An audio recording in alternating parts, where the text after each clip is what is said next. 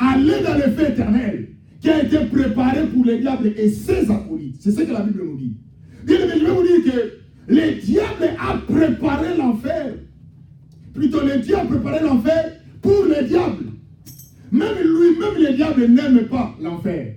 Mais c'est une punition que Dieu a préparée. Mais pourquoi aujourd'hui je vais vous parler sur la punition personnelle? Bien-aimés, nous appelons Dieu, on appelle Dieu d'amour. Nous appelons Dieu compatissant, miséricordieux. Et je vous dis qu'il est miséricordieux. Mais si aujourd'hui nous sommes punis, si aujourd'hui nous sommes en train de vivre la punition personnelle, la punition du diable, et même la punition des autres personnes, et même de Dieu, c'est nous-mêmes qui sommes les responsables. Regardez ce que la Bible nous dit. Dans 2 Timothée chapitre 3, versets 1 à 5. Il dit clairement, il dit sache que dans les derniers jours, il y aura des temps difficiles. Bien, mais nous sommes dans des temps derniers. Nous sommes dans des moments difficiles. Je me rappelle encore quand nous on grandissait. Ce n'est pas comme aujourd'hui. Moi, je me rappelle encore. Quand nous on grandissait, pour aborder une fille, là c'était à notre époque. Mais ce n'était pas facile. Si vous essayez d'aborder une femme dans notre époque, quand nous on grandissait, la fille va aller vous accuser chez ses parents. Pour vous dire et combien vous serez honté dans les quartiers.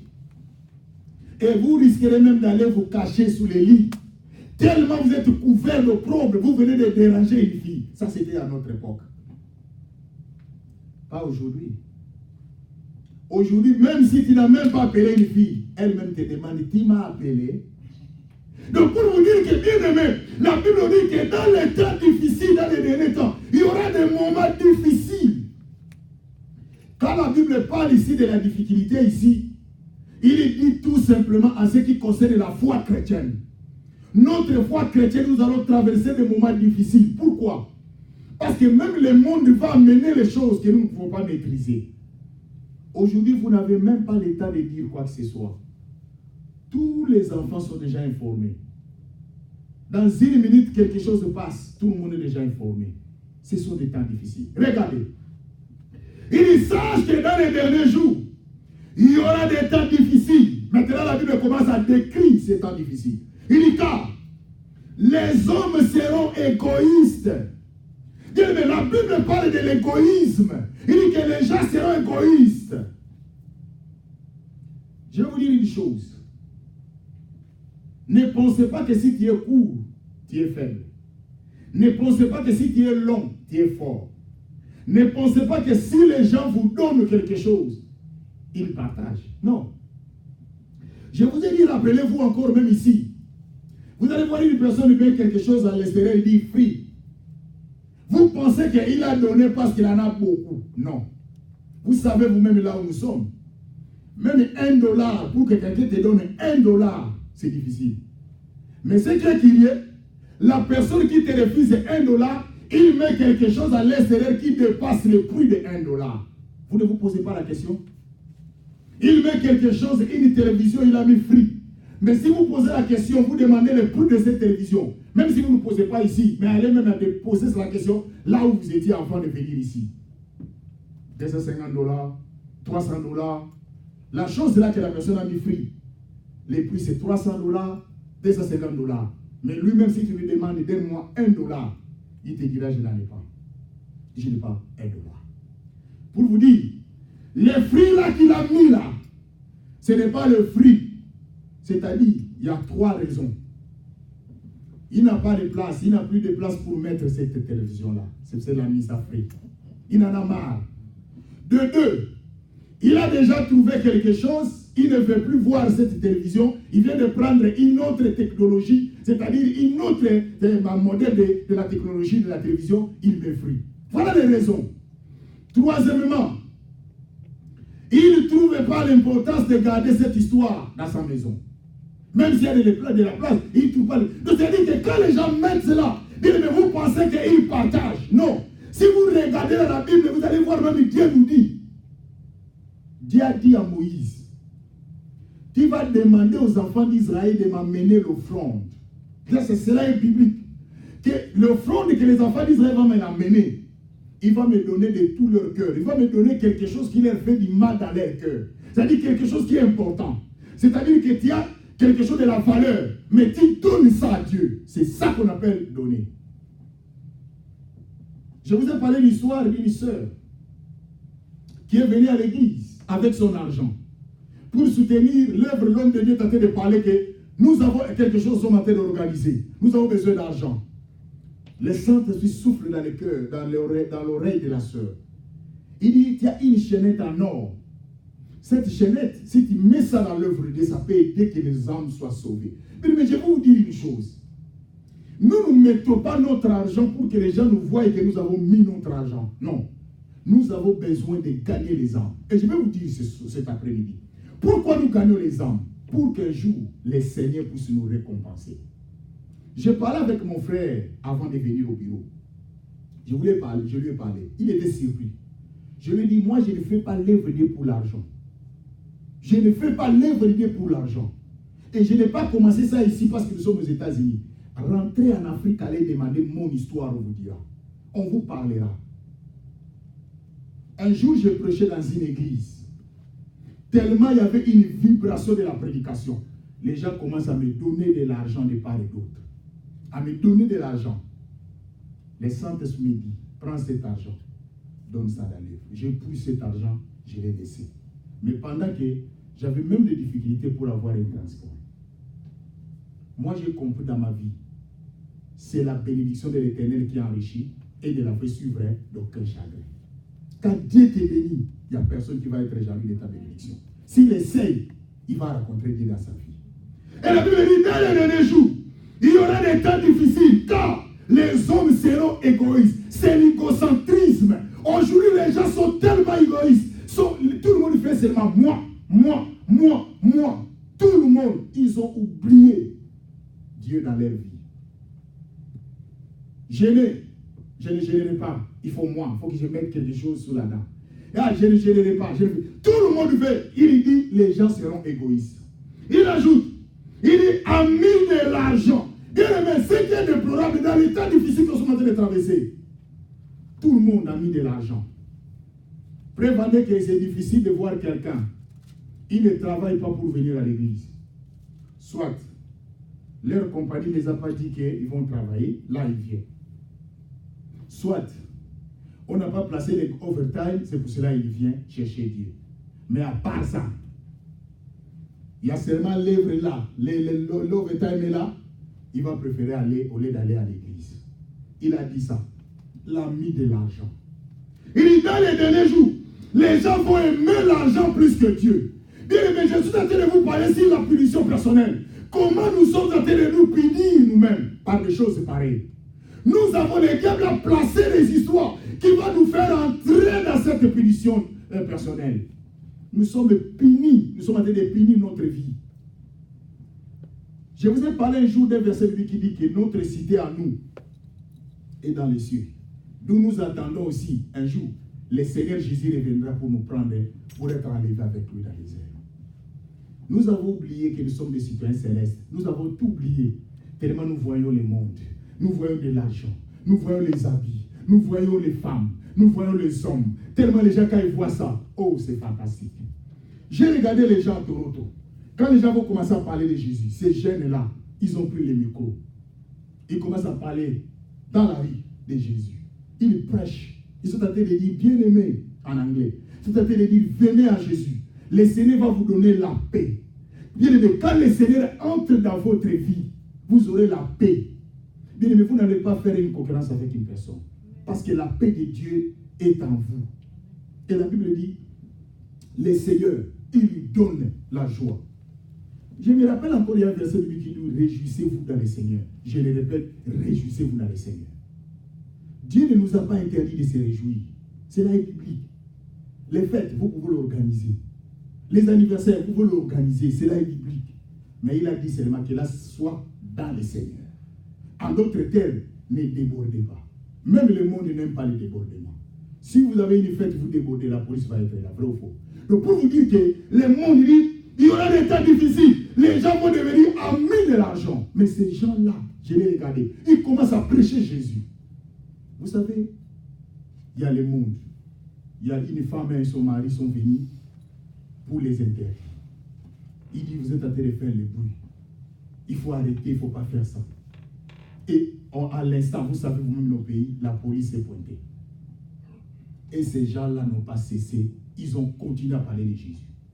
Et quand je suivais ça, il y a une femme qui a dit, elle a aussi une école pastorale.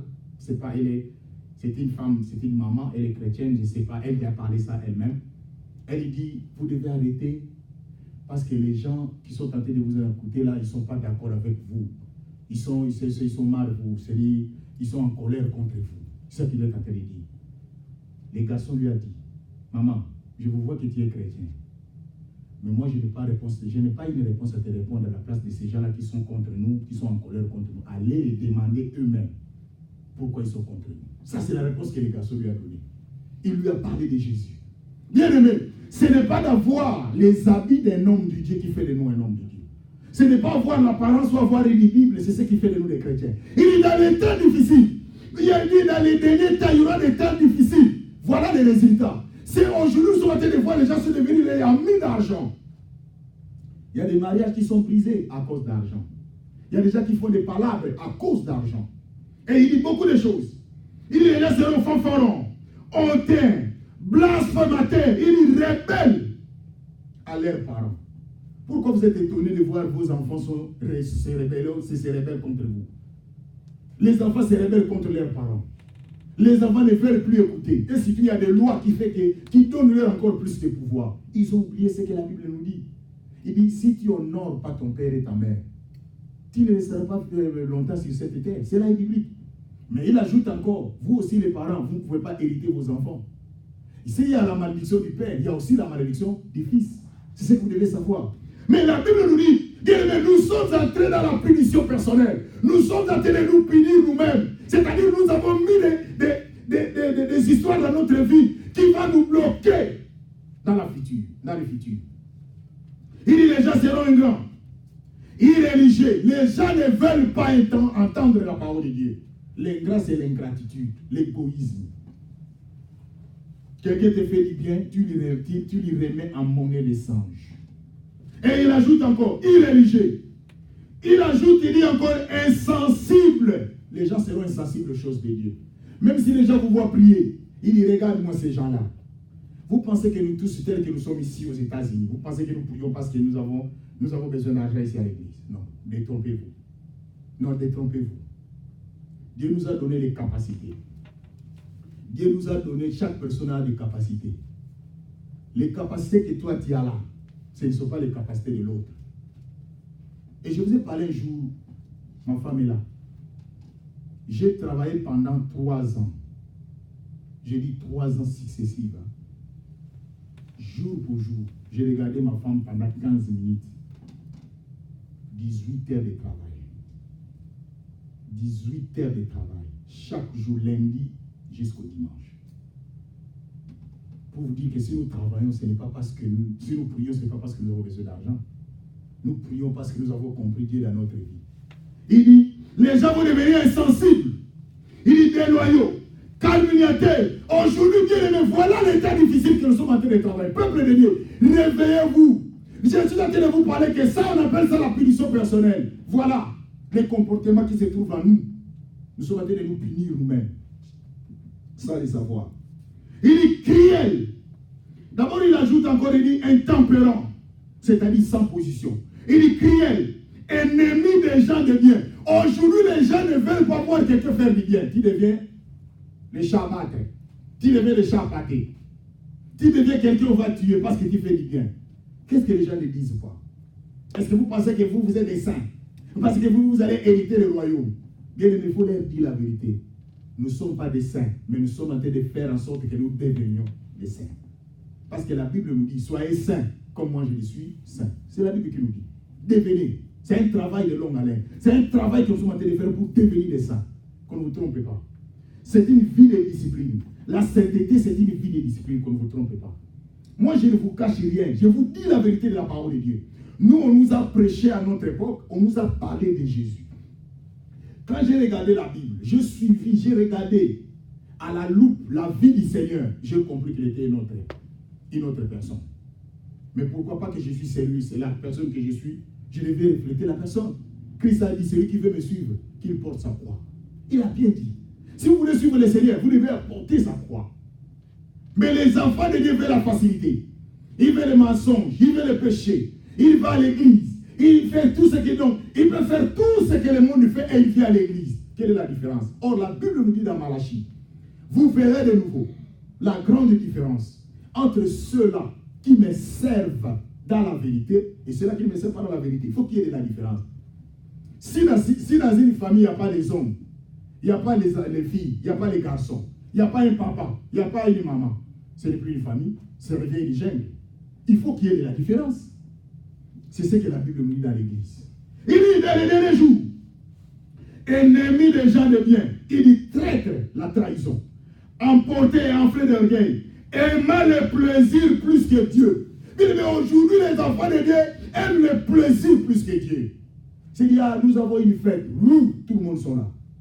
Nous avons une prière, tout le monde ne sont pas là. Donc pour vous dire que le plaisir plus que Dieu, vous savez pourquoi? Les gens veulent qu'on les voie. Et les autres, quand il vient, il dit, quand il rentre à la maison, il dit, tu as senti comment je les ai chauffés dans la fête. C'est-à-dire, je me suis habillé, je les ai chauffés. Tu as chauffé qui? C'est toi-même qui t'es chauffé, non? Parce que quand tu as mis ta veste là, tu n'as pas mis dans mon corps, tu as mis dans ton corps. Quand il y avait la chaleur, ce n'est pas moi qui transpirais, c'était toi-même. Qui t'a chauffé? Pourquoi? Les plaisirs.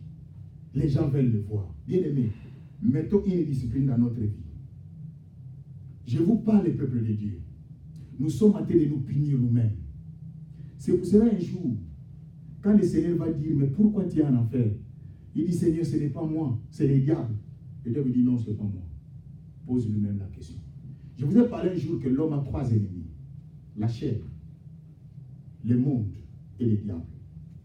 Les diables vient en 3e position. Premièrement, c'est le monde. Toi-même, tu es influencé par le monde. Tout ce que nous faisons, la foi vient de ce qu'on attend, mais la foi vient aussi de ce que nous voyons. Tout ce que nous voyons, ça crée une foi. C'est pour cela que vous voyez que quand tu es tenté de voir quelque chose, tu ne dis rien. Tu es tenté de gober. Tu es tenté de gober. Et après, ce que tu as vu là, dans les coins là, dans l'anonymat, tu vas essayer de l'appliquer. C'est pour cela qu'il y a des fois, quand tu vois le mal, fouiller. C'est pour cela que la Bible dit fouiller l'impudicité. Il faut utiliser la fuite. Peuple de Dieu, je suis en train de vous réveiller. Nous sommes en train de nous punir. Parce que les temps que nous sommes en train de traverser, les temps sont devenus difficiles.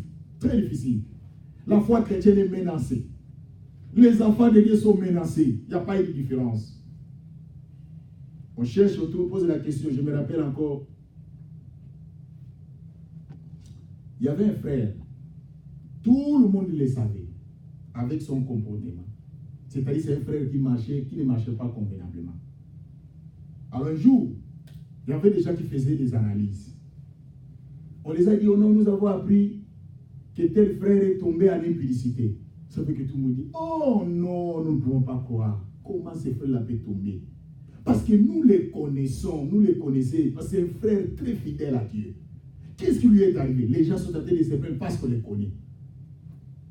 Mais quand on va apprendre que non, vous savez encore l'autre frère là que nous connaissons là, il est tombé, oh non, on savait déjà, il va tomber. Donc pour dire qu'il savait déjà comment il se comportait.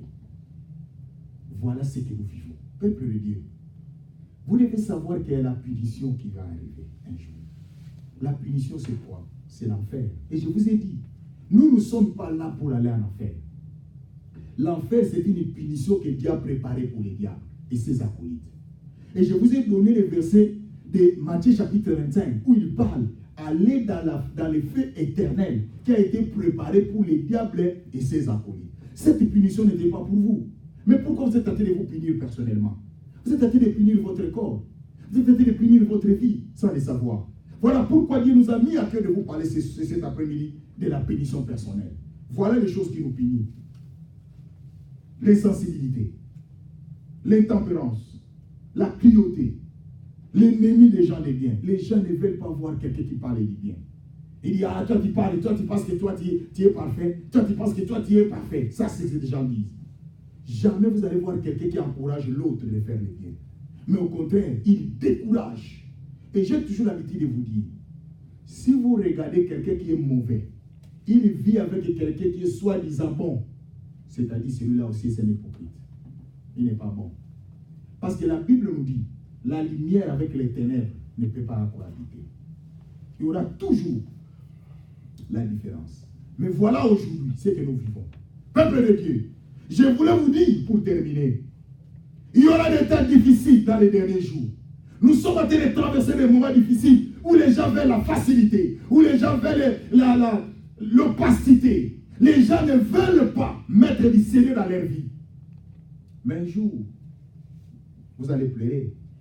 Un jour, vous allez regretter. Mais ça sera trop tard. Mais comme Dieu veut nous parler, il ne veut pas que ça soit trop tard pour nos vies.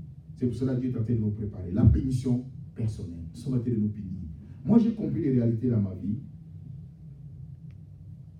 Même les amis que j'ai travaillé avec dans l'œuvre de Dieu, ils me connaissent. Moi, je prends mon temps pour réfléchir avant de poser un acte. Je prends vraiment mon temps. Quand nous étions en Afrique, j'avais des moments où quand je me réveillais à 3 h du matin. Chaque 3 h, je me réveille pour prier. Et je termine à 5 h du matin. À 5 h, je reste calme. Pendant 1 heure du temps, je commence à raisonner. J'ai mis mon papier devant. J'ai mis mon stylo là-bas et je commence à réfléchir comment je vais établir ma journée. Comment je vais planifier ma journée. C'est comme ça que je fonctionne. Je commence à réfléchir, je vais aller ici, je vais aller à gauche, je vais aller à droite, qu'est-ce que je vais dire. Et dans mes prières, chaque fois quand je prie Dieu, je dis au Seigneur, Seigneur, donne-moi les paroles, ce que je vais parler, que cela ne dérange pas les autres. Donne-moi la sagesse, donne-moi l'intelligence et donne-moi le discernement pour savoir qu'est-ce que je peux dire et qu'est-ce que je ne peux pas dire. Comme ça que je prie dans mes prières.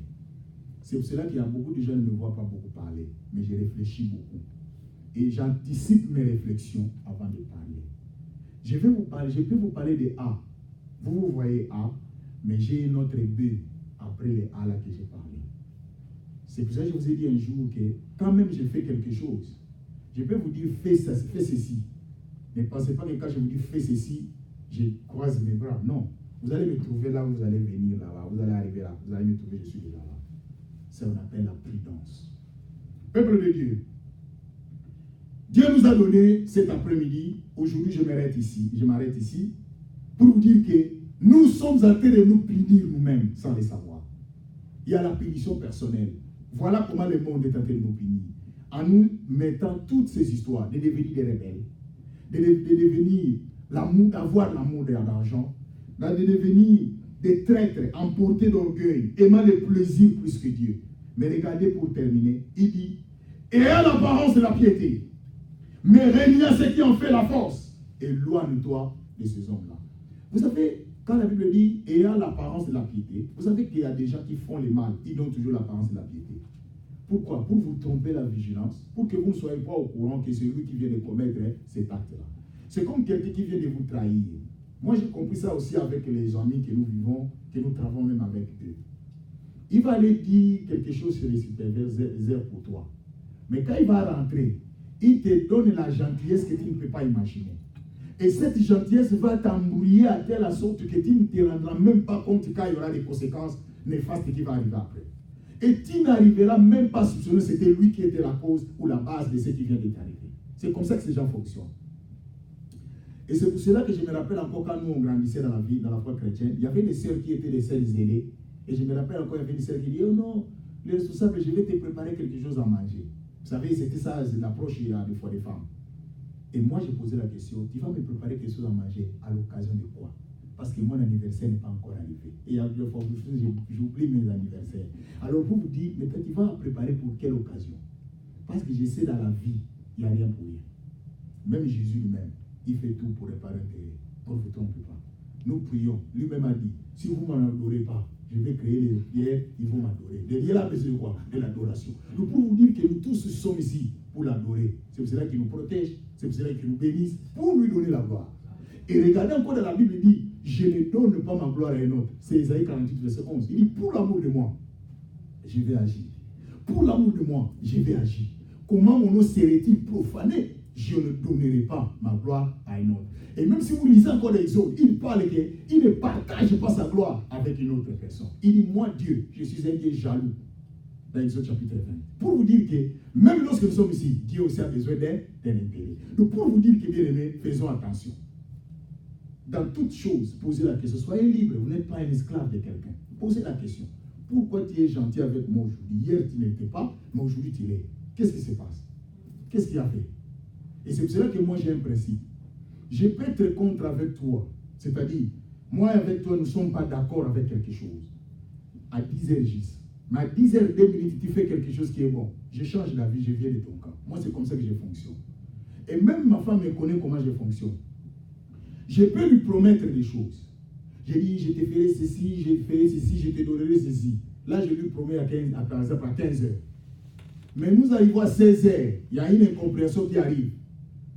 Nous ne nous entendons pas. Non. Tout ce que je lui ai promis, je veux lui donner. Parce que l'incompréhension est arrivée à 16h. La promesse était à 15h. Donc ça n'a rien à voir avec... C'est comme ça que moi je fonctionne. Et à 16h là, je lui donne ce que je lui ai donné malgré l'incompréhension. Et c'est comme ça que je fonctionne. Elle se connaît. Tous mes droits, je vais prendre ça. Si tu avais promis mes droits, je vais prendre... L'incompréhension, attendez. Tu es arrivé, on ne refuse pas. Mais toi, tu vas attendre que nous puissions prendre ce qui était avant que tu arrives. Moi, c'est comme ça que je fonctionne. Voilà pourquoi je vous invite, peuple de Dieu. Ne vous punissez pas vous-même. Oh non, comme tu viens de faire ceci, moi je ne mangerai plus. Mettez de la nourriture avec côté. Moi je ne mettrai pas. Mettez les mois que je mange parce que j'étais déjà prêt à manger avant l'incompréhension. Ne mettez pas la nourriture à côté parce qu'il faut que je mange. Parce que la colère est venue après. Comment je peux accepter la colère et la famine? Non, il faut que je mange d'abord et après maintenant je mets ma colère en place. Mais c'est comme ça que nous devons fonctionner. Nous allons fermer nos yeux et nous allons prier. Pour vous dire tout simplement, nous devons nous contrôler. Peuple de Dieu.